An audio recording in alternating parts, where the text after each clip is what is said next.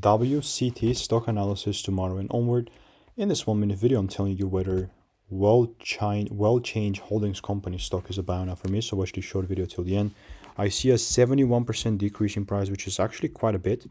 Having done well over 37,000 videos, I know what's making me money and what's not.